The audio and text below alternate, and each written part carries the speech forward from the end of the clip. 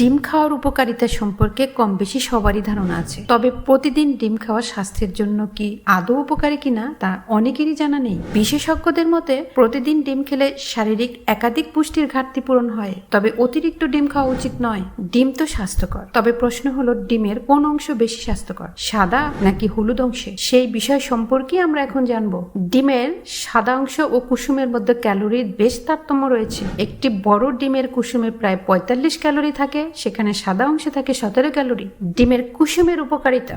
ডিমের কুসুমের মধ্যে স্যাচুরেটেড ফ্যাট ও ডায়াটরি কোলেস্টেরল থাকার কারণে এটি অনেকেই এড়িয়ে যান। এগুলো দেহের কোলেস্টেরল বাড়ায় এবং হৃদরোগের ঝুঁকি তৈরি করে। তবে ডিমের কুসুমের মধ্যে রয়েছে বেশি পুষ্টি, এই সত্যটি কিন্তু কোনোভাবেই এড়িয়ে যাওয়া যাবে না।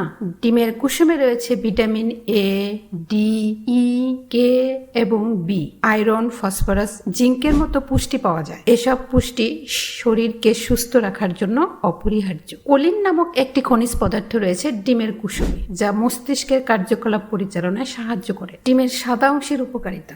ডিমের সাদা অংশে মূলত অ্যালোবিন, এর মধ্যে কম বেশি ক্যালোরি থাকার কারণে এটি ফ্যাট ফ্রি, তাই বেশিরভাগ স্বাস্থ্য সচেতন মানুষ এই অংশটি খেতে পছন্দ করে। এটি শারীরিক স্বাস্থ্যকর প্রোটিন দেয়, এটি পেশি বাড়াতেও সাহায্য করে। এতে থাকা পটাশিয়াম মিনারেল উচ্চ রক্তচাপ কমাতে সহায়ক। এর মধ্যে থাকা রিবোফ্লাভিন চোখের স্থানীয় মাইগ্রেনের কারণে হওয়া মাথা ব্যথা প্রতিরোধে উপকারী। ডিমের সাদা অংশে কোনো কোলেস্টেরল নেই।